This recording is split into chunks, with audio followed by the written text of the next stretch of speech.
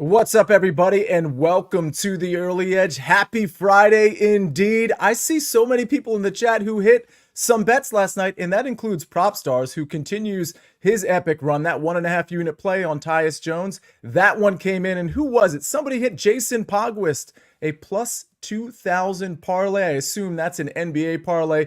He says, let's keep it rolling. I say, let's keep it rolling, but let's check out how we did yesterday officially. 0 for 2 for me in golf. It was a rough day yesterday and a rough day for Eric Cole, ladies and gentlemen. But Rutgers money line comes in from Tim Doyle's Wednesday pick. Tom Casale wins again. He's undefeated on the Early Edge, and I believe on SportsLine 14-2 overall. And then Prop Stars 1 for 2. But that high confidence play, Tyus Jones, that one comes in. By the way, on SportsLine, Prop Stars has a ton of picks for today. So check that out. Obviously, most of the people in the chat, you're a SportsLine member, and most of the people in the chat, you've hit the like button. And if you're here on a Friday, you know that we do things a little bit different. We pick up the energy a little bit more. Ladies and gentlemen, welcome to Big Pick Energy Friday.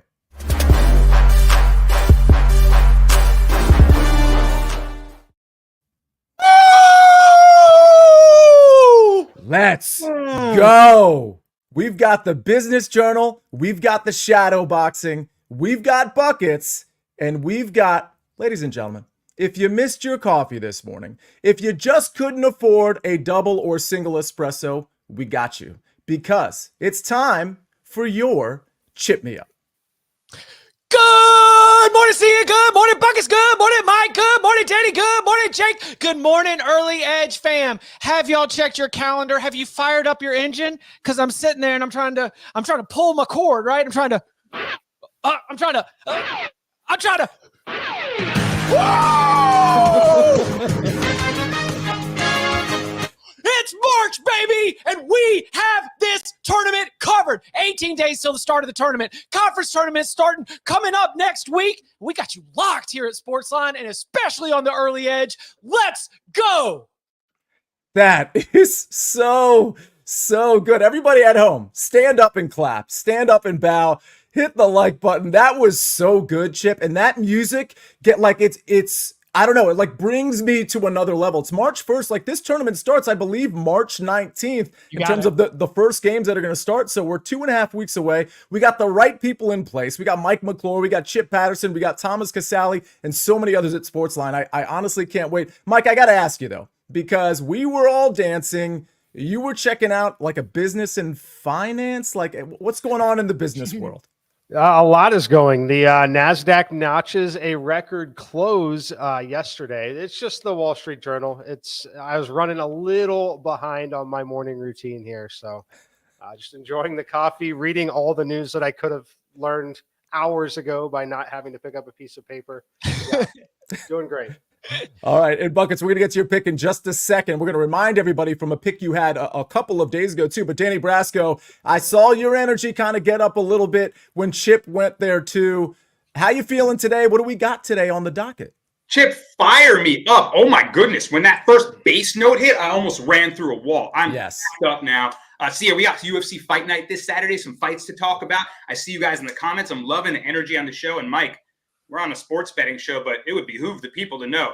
Also, go ahead and put some money in the stock market. The NASDAQ, the S&P, they're killing it. Those are much more sure bets than any 50-50 proposition you might take. So word to the wise, guys. A lot of money to be made in other facets as well. How dare you? The only money to be made is in sports betting. Everybody knows that. All right.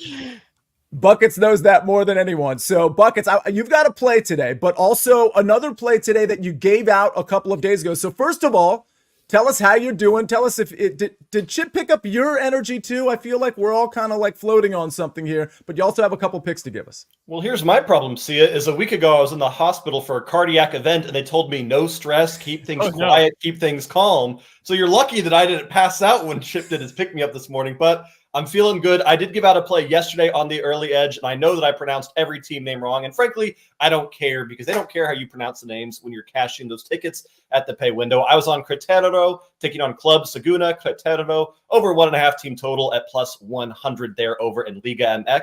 And Sia, should I jump into my play today as well? Yeah, let's do it. Let's jump into your play today.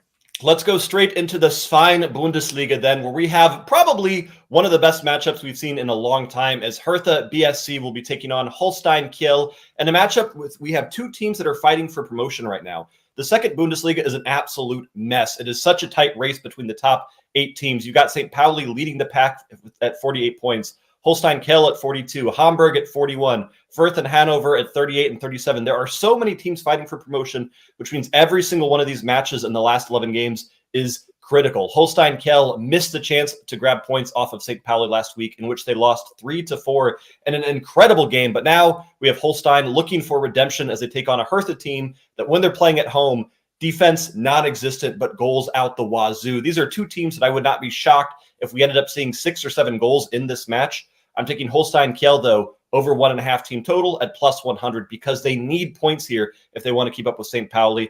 And again, this game could see that team total hit on both sides, but I'm backing the visitors to have a little bit of a redemption arc here. All right. I love the even money right there. We're going to take the over, and we're going to take the over also on a little bit of presidential trivia again, or at least trivia, because Lee Brown says, remember Lee Brown from yesterday? He had a couple epic comments. We had James Monroe entered the chat, of course, James Madison. He even made I caught it at the end of the show, so I didn't get to introduce it, but the Mary Todd Lincoln comment was so funny. But he says, I only want to talk about one thing, Alexander Hamilton. Dude pisses me off. I know he's referencing the Burr-Hamilton duel. I believe that's what he's referencing, because I saw something on Twitter earlier, but I'm here for the history lesson, Lee Brown. So if you haven't already put it in the chat, put it in chat. Eric David, we see you. Gipper's Picks, Nick, Japan. Thanks for being in here. Mark Buckholz, and of course, Prop Stars is in here. Ask him any NBA, not sides. Ask him about props, because Prop Stars, that's what he does. And if you want to bet Prop Stars stuff, you can go to BetMGM. New BetMGM customers can sign up today and get $150 in bonus bets. Just place your first wager of at least $5, and you will receive $150 instantly in bonus bets, regardless of your wager's outcome, with bonus code EDGE150. That's EDGE150. All right, ladies and gentlemen, we got to get to some fight night stuff. We got to get to some... Well, I got to bounce back in golf. I'll be honest. It is not it's only round one. Round one did not go well for me. So I got a bounce back pick. Speaking of plus money, at plus money, it's a 3-ball. But before we get to any of that, and Chip's picks and Mike's picks, we got to hear a message from our partners. Who's in? Who's out? Let the madness begin. The NCAA Men's Basketball Championship Selection Show on CBS and streaming on Paramount Plus. All right, we are back. And Danny, it's time for you. It's time for the Danny Brasco energy and some UFC picks. You got 3 for us today. What you got?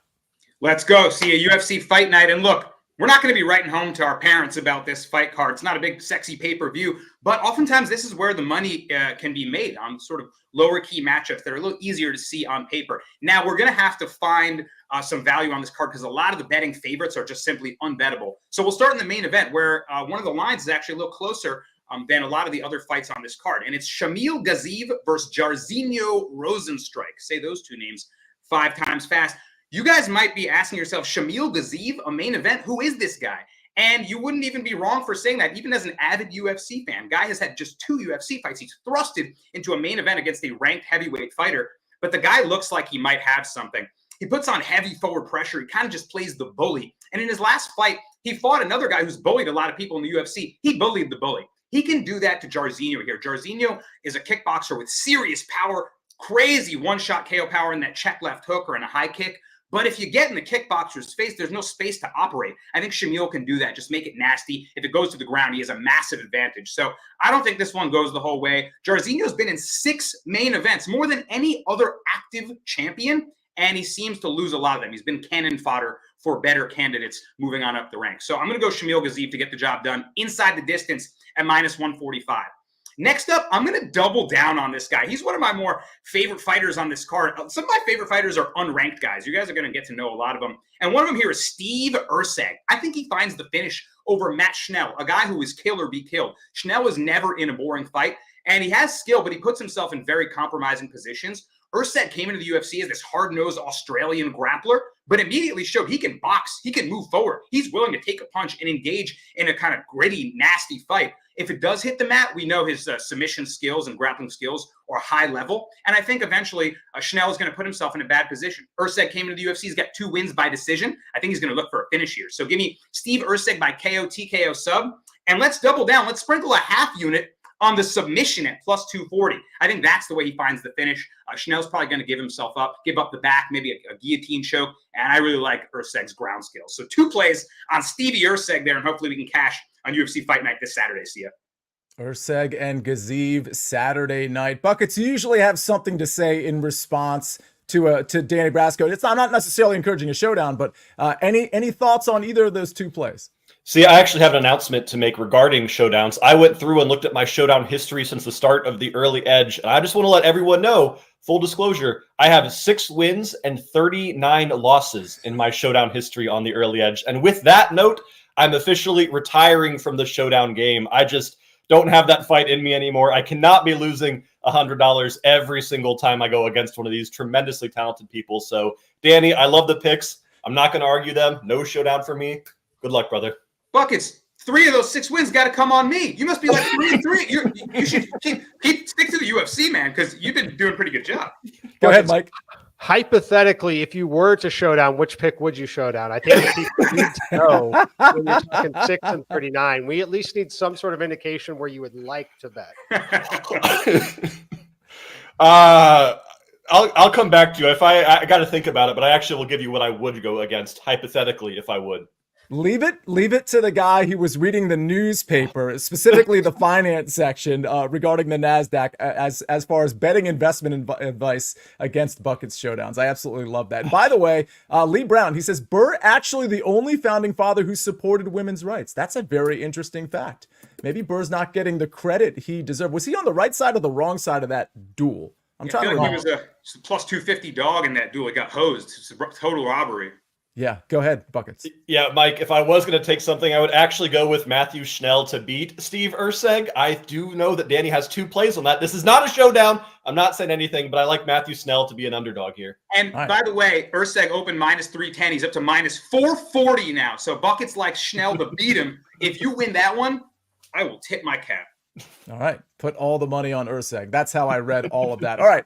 Well, we're not going to put all the money on my golf 3-ball. This is a little bit of an unorthodox 3-ball for me. I only say that because usually I like to box out one of 3 guys. In other words, I like to have one guy in the 3-ball that I just don't think can win. Well, that kind of burned me yesterday because if you remember, Keith Mitchell at plus money, he beat KH Lee, and that's what I expected. But what I didn't expect was Chad Ramey, the guy who was the long shot in that 3-ball, to actually be the first round leader. Out of 144 golfers, he was number 1. That's how my day went yesterday. Very strange. I think you can go back to the Keith Mitchell 3-ball. I certainly have it as a lean, but it's not an official play for me. My official play is Steven Yeager, another guy I liked going into this tournament at plus 130 against 2 talented golfers. I got to admit it, Thomas Dietrich and Michael Kim, but these aren't the courses for them, and they proved that yesterday. Plus 2 and plus 3 respectively, Thomas Dietrich and Michael Kim. I think they're going to be chasing the cut line, and that's not good on this course. By the time they get out there, and I believe they tee off around 12 or 1 o'clock, by the time they get out there, the wind's going to pick up. And if they're chasing a score to make the cut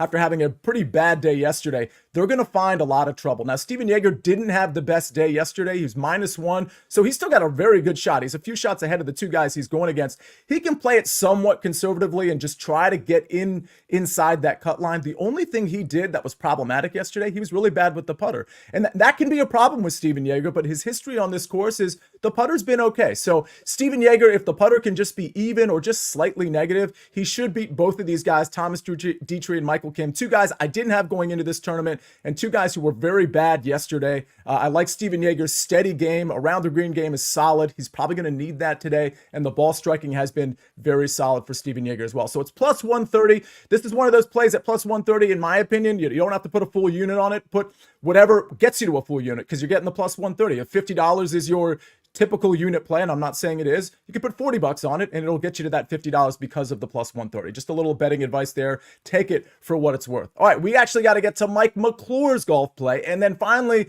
to Chip Patterson's college basketball plays. That's plural. But before we do that, one more quick message from our partners.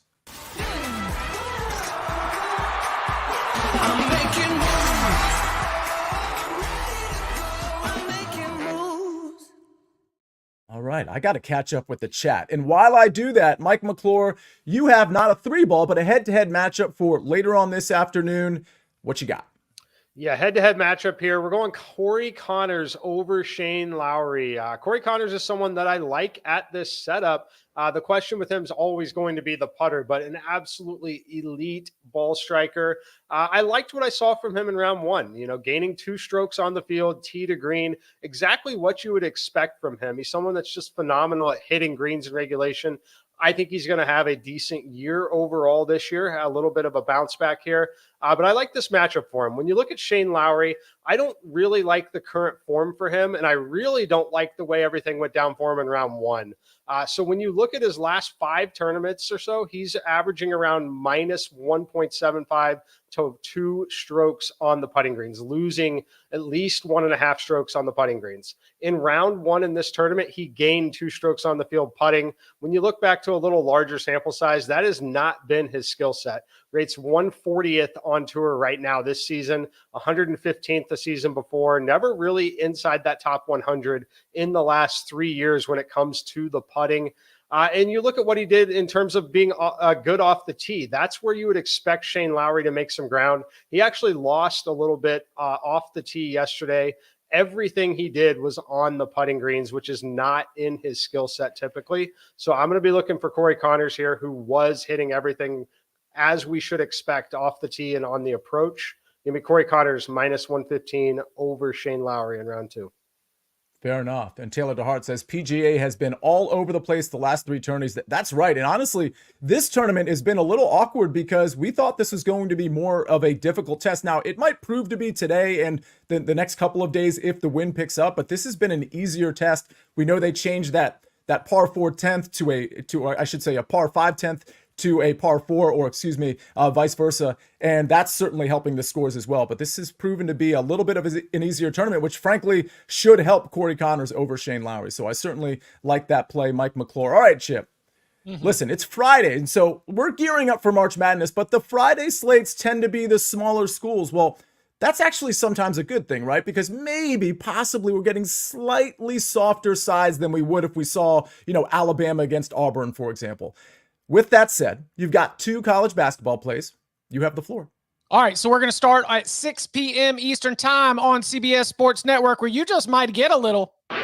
You just might get it. I don't know. We're going to see. It's that time of year where you'll catch it on CBS Sports Network as well. We're taking Ohio. We're laying 7.5. And this is a tale of 2 teams that have gone in opposite directions since they first played each other back on January 9th. Bowling Green wins by 5 on their home floor. But you know what Bowling Green has done? They've lost 7 of their last 8. Ohio, meanwhile, after a little bit of a rocky start, has kind of caught fire in conference play. And the Bobcats are riding high off a midweek win against MAC leading Akron. I like Ohio to keep the good vibes rolling. Both teams probably are going to qualify for this conference tournament. Remember, always be following conference tournament seeding implications, but it's just 8 teams in the MAC, no buys. So nothing there. A better team covers, been playing better ball. We go Ohio. We lay the number. Then I got the Dayton Flyers on upset alert because while we know that Deron Holmes, the big man for Dayton, is one of the best players in the entire country, I think there's a freshman big man right now for Loyola named Rubin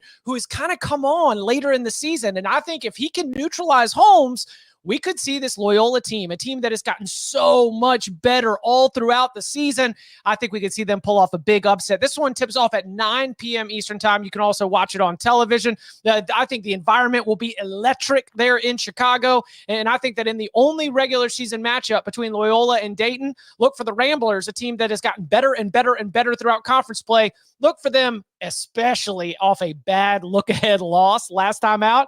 Look for them to bring their fastball here against Dayton. So I like the Ramblers. I'll take the 1.5, but my prediction is that they do win the game. I love it. All right. He's not going to take the money line, but he thinks they might win the game. It's a pretty good spot for them against Dayton, a very solid team. All right. By the way, we've got some bets in the chat. Japan says round 2 matchup, Matthew Pavon, who I like this week, over Shane Lowry. So that's very interesting considering we're already feeding Shane Lowry with Mike McClure's play. So I like that, Japan. And then we've got Brandon Ingram from Big Cheesy, 21.5 points. I think New Orleans is at the Indiana Pacers. So Brandon Ingram last game out was pretty good. He scored well over that. Let's see. And we've got the Lee Brown history lessons. Hamilton, also the first Treasury Secretary, which means he was the father of the IRS. We don't like that, man. We really don't like Hamilton. We're big Burr fans on this program today. Thank you for the history lesson. All right, I think that's all. I think I've covered all the bets. Big Cheesy says he loves Dayton. Uh-oh, Chip. You've got Big Cheesy on the other side of it. That's a shoulder shrug. Yeah, well, Chip I mean, Patterson. I'm just saying you're loving a team that's lost 3 of its last 4 on the road, playing on the road. A team that hasn't covered in 3 of its last 4 times as a favorite. Yeah, sure. Go ahead. Let me ask you this, Chip, because and you might not have any opinion here, but Vegas Reno asks, any thoughts on Nevada? I always say Nevada, but apparently it's Nevada, minus 14.5 tonight. Any thoughts there, Chip? Yeah, I do have thoughts. Big spread in a sandwich spot. You probably saw the buzzer beater from half court on Tuesday night at Colorado State. They've got Boise State coming up on the road on Tuesday. You're playing at home against a team you should smash. I don't want to be trusting the substitution patterns and free throws in the final minutes of a game that I do think Nevada's going to win. Big picture in mind for Steve Alford and the Wolfpack, 2 words. So I would just stay away from it. Yeah, Danny? Yeah, I was going to say, I like a lot of your points. I will say, though, Fresno State's coming off a triple overtime game. And shout out to SportsLine's great information if you go check this out. But when Fresno State has played as an underdog of plus 13 to plus 17 range, 0-4 against the spread. So when they have been a big dog, they haven't covered the number. The sandwich spot is a great point you're bringing up. So that is sort of the spot angle. I wonder if they can keep up and and cover that spread late in the game when free throw shooting comes into factor. What a great promo for SportsLine. Listen, it's not just about the picks. It's about the data behind the picks, the DFS picks, Mike's simulations, other people's simulations, of course, our model simulations at SportsLine. And if you want to join, super easy. Just go to sportsline.com/join and type in winners. That's the promo code, and you'll get 60% off the annual plan. Like I always say, that's not going to last forever. It's been around for a little bit. It's not going to last forever. So go to sportsline.com/join. Check out all the articles, all the picks, and all the data. A couple questions before we get out of here. And Mike, I'm going to go to you. Do you like Kirk, since you're fading Lowry, do you also like Kirk over Lowry? Eric David wants to know. Yes, Kirk over Lowry, not playing Connors over Billy Horschel. We're getting that one a lot. I am not fading Billy Horschel. Like the other week where we had a play, this play for me is a little more of a fade of Lowry than a bet on Corey Connors.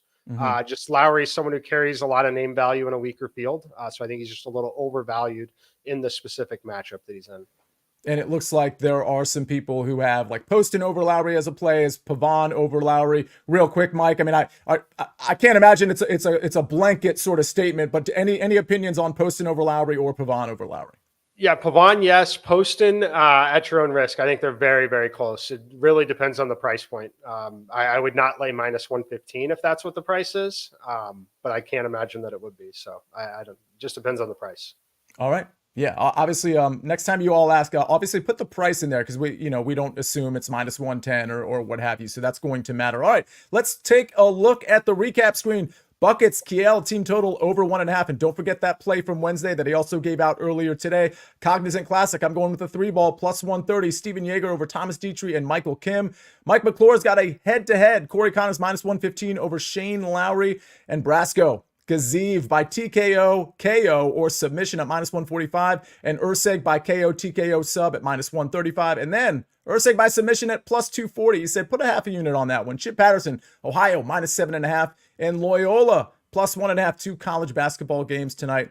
What a great show we had. A ton of picks across the board. I mean, we're covering all of it, right? And we've got so much more on SportsLine. I saw before we even started the show, I saw Proppy already had a few, and one reminded me from a prop last night, by the way, but he had a few props out there already. So if you haven't already checked out or you don't have your notifications on for Proppy, you're going to want to do that, and for the rest of the crew as well. On behalf of the chat, on behalf of Mike McClure, Chip Patterson, Buckets, and Danny Brasco, and let's not forget Jake the Snake on the 1s and 2s. Everyone, have an amazing Friday. Stay positive. Let's cash some of these bets.